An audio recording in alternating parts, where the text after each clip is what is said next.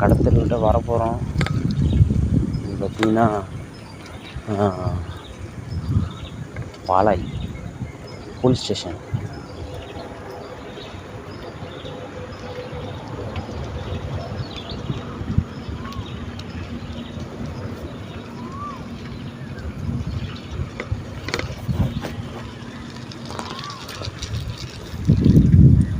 இதை தாண்டி போனோன்னா